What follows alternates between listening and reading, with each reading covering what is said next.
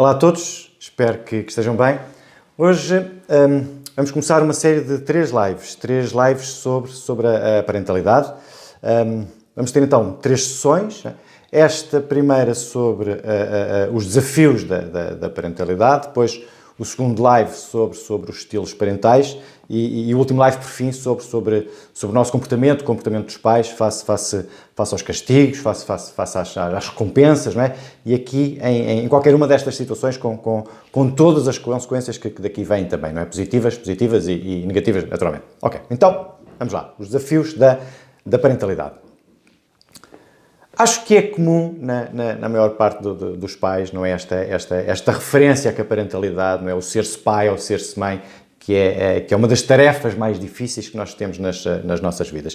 Quer dizer, na realidade acaba por ser algo do género, não é? É um papel que ganhamos muitas vezes sem qualquer tipo de experiência, não é? De experiência ou de contacto com este novo mundo, não é? O mundo das crianças, o mundo do criar, do educar, não é? De todas as exigências, não é? De todas as responsabilidades a que fizemos sujeitos, mas vem, por outro lado, de todo o significado que ganha, não é? Toda a satisfação, não é? A gratificação, não é? A sensação de realização que muitas vezes transpõe também todas estas pequenas agruras, não é? Todas as dificuldades que vamos sentir, porque, quer dizer, na realidade, todos os dias, não é? Somos presenteados com o desafio dos nossos próprios limites, não é? De toda a tensão, não é? Todo o stress que esta nova vivência pode trazer, não é? São as idas ao médico, não é? As preocupações com a saúde, as preocupações com o desenvolvimento, não é? Com a alimentação, colégios, as escolas, não é? Portanto, um mar de situações que em nós, naturalmente, enquanto pais, não é? nos podem trazer algum desassossego, digamos assim, não é? E por vezes são de tão grande monta, não é? Que nos fazem esquecer a dita satisfação, não é? Daquilo que é ser-se pai ou ser-se mãe, naturalmente também. Ok, mas naturalmente tudo isto pode ser absorvido de forma diferenciada também, não é? Por cada um de nós, quer dizer, para muitos pais, não é? Tudo isto é um peso enorme, não é? Mas para outros, mesmo com todos estes desafios, é sempre motivo também de satisfação, de alegria, de felicidade. Portanto, vemos que, independentemente do caso, não é? A parentalidade pode ganhar aqui uma representação ora positiva, ora menos positiva também. Depois, porque já existe também tanta informação a circular, não é? Tantas técnicas, tantas abordagens, mas ao mesmo tempo também tantas ameaças, não é? Que muitos pais vivem nesta sofreguidão, não é? De procurar de forma incessante tudo aquilo que é anunciado, tudo aquilo que é proposto, todo este bombardear de informação que temos disponível nas redes sociais, na internet, em livros, quer dizer, que muitas das vezes também perde-se aquilo que falamos de instinto, não é? E seguimos atrás de uma determinada forma de ser pai ou de ser mãe, que podem não servir sequer para mim, para os meus filhos ou para a minha família. Depois, porque esta nova implementação, ou todas estas novas propostas podem ser difíceis, não é? Ou muitas vezes até mesmo impossíveis de aplicar nas famílias, não é? Pode gerar nos pais esta sensação de falta de capacidade, não é? De falta de competência para ser um bom pai ou uma boa mãe, porque parece que nada resulta. E aqui, acho que deve nascer desde logo a primeira consciencialização acerca da parentalidade. Portanto, passo 1. Todos nós somos diferentes, ok? Todos nós temos necessidades diferentes, todos nós temos interesses diferentes, competências diferentes, e por isso o que serve para o João pode não servir para a Maria. Portanto, fica esclarecido, não é? Porque na verdade, a parentalidade não é uma coisa que se compra numa caixinha, digamos assim, não é? Bem embrulhadinha, não é? E quando se abre-se o tesouro que vai trazer as respostas a tudo. Na verdade é que não é? E os pais sabem disto, não é? Mas esta procura pelo querer ser, pelo querer fazer como os outros também, não é? Por vezes pode trazer este sabor, não é? Porque não resulta para mim, não é? Faço logo esta generalização, não é? E aplica tudo o resto, não é? Se esta forma não funciona, nenhuma outra funcionará também, não é? Portanto, perdendo aqui também os pais, não é? A procura por mais alternativas, não é? Até mesmo dentro das suas próprias competências, e quem trabalhou comigo e quem trabalha comigo sabe bem que vamos buscar muito, mas muito pouco ao exterior, não é? E trabalhamos com todas as boas valências, com todas as competências que os pais têm e os resultados aparecem. Portanto, o que quer dizer que, por vezes, aquilo que procuramos no exterior não nos serve, não é? Mas se dermos uma oportunidade para conhecer uma visão diferente de nós próprios também e agirmos sobre as nossas coisas, sobre o nosso meio, a resposta acaba por aparecer. Depois, obviamente também, todos reconhecemos com maior ou menor dificuldade nesta tarefa, não é? A importância de assegurar a saúde, não é? A segurança, a proteção dos filhos, não é? De lhes transmitir todos os valores, não é? De ajudá-los na sua própria procura para eles próprios também fazerem valer as suas próprias competências, não é? Uma coisa sempre muito presente, não é? E muitas vezes, até já muito depois de serem crianças, não é? Já em adultos, não é? Porque o papel dos pais não se esgota aqui, não é? Não acaba quando a criança o deixa de ser, não é? E aqui, acho que todos somos também da mesma opinião, não é? Sempre com a intenção de providenciar um ambiente emocional rico, não é? Satisfatório, que acolha as diferenças, que estimula a comunicação, não é? Mas obviamente também, não é? Que crie todas as regras, que crie todos os limites, portanto, sempre com a intenção de os tornar naturalmente mais capazes, não é? Mais despertos e mais preparados. Agora, também sabemos que, muito embora tudo isto faça parte dos nossos planos, não é? Por vezes existem aquelas pequenas ameaças que não nos deixam fazer exatamente tudo aquilo que programámos antes, não é? Que gostaríamos que acontecessem, não é? E aqui surge um outro passo a memorizar também, porque acho que isto faz confusão a muita gente. As crianças, os nossos filhos, não são cópias de cada um de nós, não é? Têm qualidades próprias, têm características próprias, têm traços próprios e por isso também podem receber tudo aquilo que temos para oferecer de uma forma diferenciada e, naturalmente, aplicar tudo isso de uma forma diversa, de uma forma diferente da nossa. Muitos pais dizem qualquer coisa do género, 2 irmãos, a mesma educação, a viver debaixo do mesmo teto e são os dois que estão diferentes um do outro. Pois ainda bem, não é? Ou queremos tornar-nos todos cópias uns dos outros, não é?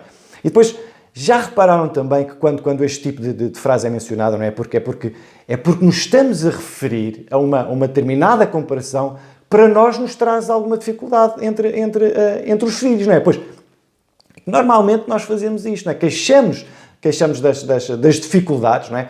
Porque a maior parte das vezes fica mais fácil lidar com aquilo que é de fácil de resolução, não é? Aquilo que é simples, aquilo que não oferece resistência e, por sua vez, voltamos então para a dificuldade, não é? Comparamos os filhos face às dificuldades que encontramos entre os dois, não é? Face às exigências que cada um deles nos traz e, claro, depois, por vezes, acaba por ser o santinho e o outro acaba por ser o diabinho, não é? E aqui qual é o nosso papel para com o diabinho, não é? Continuamos a compará-lo com o santinho ou temos que fazer algo diferente para o igualar, digamos assim, ao seu irmão santinho? É que se calhar, muito provavelmente, não é o filho que é difícil. Somos nós que não estamos dispostos, ou não sabemos mesmo como encontrar soluções alternativas para aquele comportamento mais desafiante, digamos assim. E por causa desta nossa própria dificuldade, não é, criamos o rótulo de pestinha, não é, com toda a problemática que depois pode vir aqui para a criança, não é, a falta de autoestima, não é, a revolta, não é, toda a agressividade, não é, o bullying, que também aqui já falámos no passado, não é, o isolamento, os estados depressivos e continuávamos por aqui. Depois ainda não nos podemos esquecer que nós não somos também o único canal de experiências para os nossos filhos. É claro que, obviamente, enquanto modelos, naturalmente, transmitimos muita informação, não é? Mas eles também recebem por tendências próprias, não é? Pelas suas próprias características pessoais, não é? Naturalmente, pelos fatores da hereditariedade, da genética, claro, mas e depois não esquecer também que também relacionam com tudo mais que os envolve, não é? Com todos os contextos em que se inserem, não é? As escolas, os amigos, os professores, todas as redes de apoio, etc. E tudo isto, naturalmente, podem ser alguns dos condicionalismos positivos, não é? Ou naturalmente também negativos, não é? Para todo o seu crescimento, para todo o seu desenvolvimento, não é? E para a forma como as coisas são recebidas, como são processadas pelas crianças, pelos nossos filhos. Portanto, depois, tudo isto, não é? Com todos os resultados possíveis, não é? Os bons, os menos bons, não é? Pode gerar naturalmente nos pais ora toda a sensação de competência, não é? Ora toda a sensação de falta de capacidade para esta tarefa de ser pai, de ser mãe, não é? Depois, e aqui mais um alerta para os pais, não é? o desequilíbrio que algumas vezes encontramos no seio da família, por causa de uma certa, digamos assim, dificuldade na distribuição dos tempos. Porque a vida profissional ocupa muito tempo, não é? Ou pode ocupar muito da nossa vida, não é? Pode levar a um extremar, digamos, da duração da frequência e da própria qualidade com que os pais estão com os filhos. E claro, já sabemos que daqui também vêm consequências, não é? E também sabemos que, por vezes, esta negociação também não é fácil, não é? Mas há também que fazer escolhas, há também que traçar prioridades. Portanto, aqui o equilíbrio é fundamental, não é? E fundamental também porque sabemos muito bem que muitas vezes todas as tensões que se sentem nos meios profissionais, no nosso trabalho, não é? Acompanham-nos até casa, não é? E toda a atenção, todo o stress que tivemos no trabalho entra também connosco em nossa casa, não é? Minando, não é? Contagiando todo o ambiente familiar com os maus humores, com as faltas de paciência, não é? E por aí fora todas as tensões, não é? E tudo aquilo também que faz perder a harmonia, digamos assim, dentro de uma família. E depois aqui, não é? Com todos estes elementos estressores, não é? Não há lugar aos afetos, não é? Não há lugar aos carinhos, à companhia, não é? Tudo passa a ter que ser automático, não é? Os banhos naquela hora exata, não é? Tudo muito programado de uma forma muito mecânica, muito instrumental, não é? Tudo num ritmo muito rígido, não é? Com pouca abertura, com pouca flexibilidade, não é? Para as necessidades ou até mesmo para as dificuldades dos outros. Portanto, traça-se a bitola, digamos assim, não é? Por aquilo que nós queremos, não é? As nossas vontades, as nossas exigências, não é? E os outros, muitas das vezes, acabam por ficar para segundo plano. E muitos dos pais sabem que em muitas famílias acaba por funcionar muito desta maneira. Pois, muitas vezes também, já sabemos, não é? Toda a sensação mais tardia de culpabilização que surge, não é? Da forma como fizemos as coisas. Mas muitas vezes também, sem fazermos nada para que os dias se tornem diferentes. Portanto, é o querer a varinha de condão, não é? E transformar as coisas. Pois, a verdade é que a varinha de condão não existe, não é? Aliás, a varinha de condão está mesmo nas mãos dos pais, não é? E eles muitas vezes não se apercebem disso sequer, porque estão neste regime de somente criar a regra, não é? Criar a regra e ficar alerta para a falha, não é? Para poder punir, não é? Ou então de procurar a solução no exterior, não é? Quando o papel principal é e será sempre deles no próprio seio da família. E depois também, muitas vezes, esta sensação de culpa, não é? É o que leva mesmo à dita procura da alternativa, não é? Ainda que seja daquela que é grosso modo aplicada a todos, não é? Sem o atender das necessidades de cada um, não é? Mas isto precisamos encontrar também justificação para o nosso comportamento, para o nosso afastamento, não é? Para as conquistas que não vemos nos nossos filhos, não é? E assim, ora procuramos atividades físicas, ora são as roupas, ora são os telefones ou os tablets, não é? E esquecemos muitas vezes com tudo isto, estamos a promover muitas vezes ainda mais o afastamento, porque nós na realidade não estamos a participar, não é? É certo, é verdade, podemos estar a providenciar algumas experiências, não é? Muitas vezes nós não estamos presentes, não é? Quer dizer, são outros que estão a ser os professores, os modelos, não é? E ainda assim, sendo nós tão pouco modelos dos nossos filhos, continuamos a desejar e muitas vezes a exigir, não é? Que se tornem em algo para o qual nunca foram preparados, não é? O serem educados, o serem respeitosos, o serem cumpridores, o serem aceitantes e por aí fora. Agora, no entanto, isto é aqui um ponto interessante que é o seguinte: quanto mais eu sentir que sou bom pai, que sou boa mãe, tanto faz, não é? Tanto mais eu me empenho nesta tarefa de ser pai ou mãe. Portanto, tanto mais eu invisto.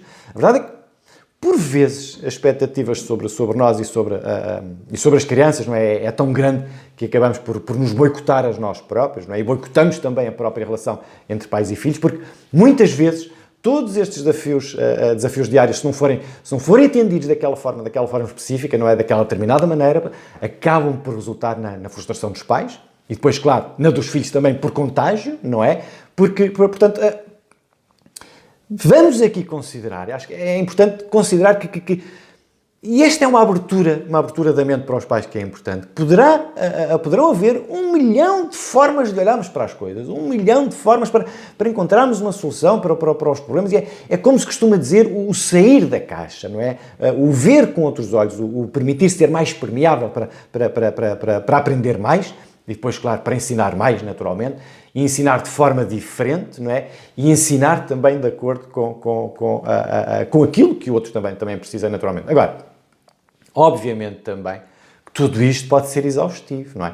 E é por isso mesmo também que a parte de todo este papel de grande responsabilização pelas pessoazinhas que colocamos neste mundo, também temos o direito, não é? Senão mesmo o dever de olhar também pelo nosso autocuidado, não é? Para evitar toda esta sensação de exaustão, não é? Que por vezes existe. A verdade é que se nós estivermos bem, garantidamente transferimos este bem para os outros. Portanto, aqui outra vez este equilíbrio, não é?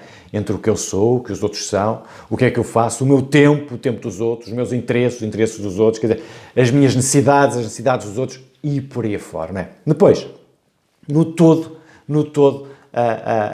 isto é importante perceber também, nunca ninguém será o pai ou a mãe perfeitos, não é? Porque isso é uma coisa que não existe, não é? Mas, no entanto, pode existir a nossa vontade em melhorar, não é? Pode existir a nossa vontade em olhar de forma diferente para o que me rodeia, não é? E pode ser isso também que providencia, não é? Que inicia a abertura de um novo caminho em que olhamos de um novo modo também para o afeto, para a confiança entre todos, para a segurança que queremos transmitir e para o conforto dentro de toda a relação.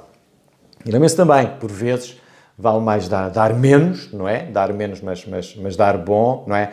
E sabem que não estamos a falar naturalmente das coisas materiais, mas falo do nosso tempo, falo da nossa entrega. Ok, então, grosso modo, já sabemos que isto de ser pai ou de ser mãe é sempre uma coisa desafiante, não é? Com coisas boas, mas também com obstáculos, naturalmente, com desafios por aí fora. Depois, é importante manter alerta que eu, enquanto pai, naturalmente tenho um papel importante enquanto modelo do meu filho, não é? Dos meus filhos, não é? Mas também sei que eles não é? têm ou podem ter características pessoais totalmente distintas ou muito diferentes das minhas. Depois, a flexibilidade, não é? Se eu não for flexível nesta minha parentalidade, eu não considero a possibilidade de olhar com outros olhos para as coisas, não é? É aqui que corre este risco, não é? De manter sempre no mesmo risco, no mesmo registro.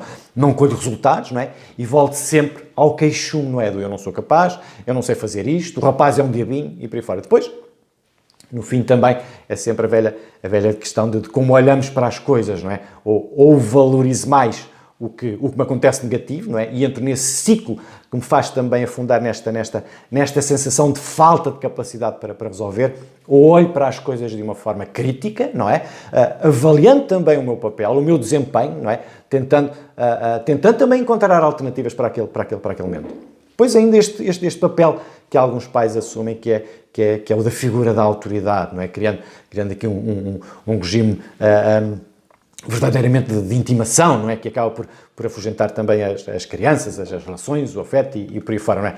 E aqui reside mais um desafio que é: eu posso continuar a ser entendido como a figura da autoridade, não é? Mas criar as circunstâncias em que eu não preciso usar dessa mesma autoridade. Portanto, posso criar a regra, posso criar o limite, mas ao mesmo tempo também ter aqui um papel de maior intervenção, não é? De como levar tudo isso a cabo sem criar o dito regime militar de imposição, de exigência, de ordem e por aí fora. Mas isto é assunto também para o próximo live, para os estilos parentais, e por isso fiquem também atentos a esta segunda parte, porque vai trazer também muita informação, muita elucidação à forma como cada pai se reconhece neste ato de educar, de criar e de ensinar. Ok, mas de uma forma mais prática também, vamos ver como é que conseguimos, através de diminuir todos estes desafios que falámos, não é? Como é que conseguimos fazer para tomarmos em mãos aquilo que chamamos de parentalidade positiva. Então, é importante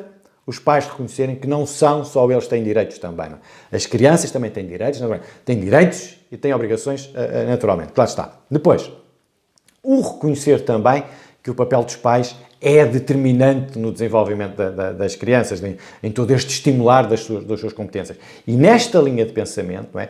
Quanto mais os pais apoiarem, quanto mais partilharem e quanto mais derem suporte, tanto mais as crianças aderem a todo este novo experimentar. Portanto, é um ciclo, não é? Eu dou, mas depois também recebo. Depois, muito importante também, não é? Se houverem vários irmãos, não é? Não colocar nenhum deles faça às comparações de tu és o bom ou tu és o mau, tu és o bom aluno, tu és o mau aluno, tu és o bonito, tu és o feio, não é? Tu és o preferido. Quer dizer, porque qualquer um do outro que não se sente aqui no melhor tom, naturalmente sente esta diferenciação, não é? Com todas as consequências depois negativas que vêm daqui para a criança. Portanto, promover a igualdade nos afetos, a igualdade nas oportunidades, nos limites, nas obrigações, nos direitos e por aí fora. Depois, naturalmente, a abertura, que é importante que os pais tenham para entender tudo isto e procurar novas alternativas de resolução dos problemas e não se afastando pura e simplesmente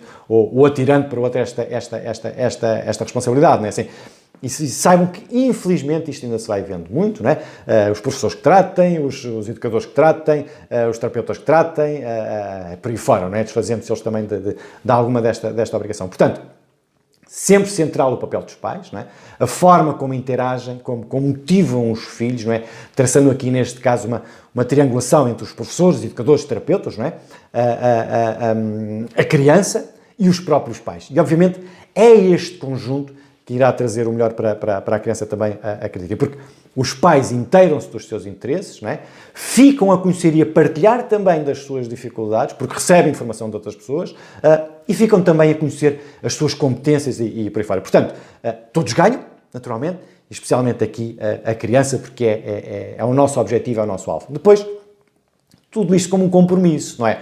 Porque é preciso estar atento no cuidar, no tratar, no regular, no ajudar, no criar do tal ambiente saudável, não é? Afetuoso, compreensivo, de apoio, não é? Mas esta parte também vamos ver mais a fundo com os estilos parentais no próximo live. Depois, a nível da autoridade, por exemplo, da hierarquia que se vê às vezes nas famílias, há aqui muito mito, não é? Que é importante manter a regra do medo, não é? E muitas vezes é somente também através do medo que as crianças cumprem, não é? Mas quer dizer, alguns pais esquecem-se que ter medo não é a mesma coisa que ter respeito, não é? E a criança cumprir unicamente porque tem medo de ser castigada, é muito diferente da criança cumprir aquela tarefa porque lhe explicaram o porquê da tarefa em si, não é? Da importância da tarefa, das várias formas como que podem existir para completar aquela tarefa, como pode ser feita, etc. Mas este também iremos tratar com os estilos parentais. Depois, outra vez e no todo, não é? Toda a motivação, os reforços positivos, não é? O incentivo à procura, não é? O incentivo à autonomia, não é? Com a nossa ajuda, com a nossa supervisão, mas sempre aqui com uma noção de inclusão na família, não é? Para a criança perceber que não é apenas um acessório, digamos assim, que tem voz ativa, que é participativa, que tem valor, não é? Que contam com ela, que contam com a sua opinião, com as suas competências e por aí fora também. E tudo isto traz uma coisa essencial, que é a sensação de confiança, não é? De pertença, de saber que naquele núcleo, pequenina que seja a família, não importa, que se é apreciado, que se é reconhecido, não é? Que a criança conta, não é? E que tem também ela algum poder, que tem também ela algum controle sobre as coisas. Depois, e quase que é escusado também dizer isto, como já se disse tantas vezes, não é? Os pais são, na maior parte das vezes, não é? Salvo raras exceções, não é? Como é óbvio, os melhores ou os maiores modelos dos filhos das crianças, não é? E isso naturalmente traz uma responsabilidade acrescida, que é, ou deve trazer, não é? Porque se eu sei que os meus filhos me imitam, não é? E se eu quero que o comportamento deles seja isento de falhas, não é? Se eu for assim, por exemplo, um pai do género austero, não é? Sei que eles vão copiar igualmente. Então, outra vez, eu não posso mostrar uma coisa e pedir outra, não é? Porque sei que me estão a copiar. Portanto, se quero o positivo, tenho que dar o positivo, não é? Orientando, ajudando, incentivando e naturalmente e por aí fora. Ok, bom. Acho que ficamos por aqui, por esta nossa primeira parte.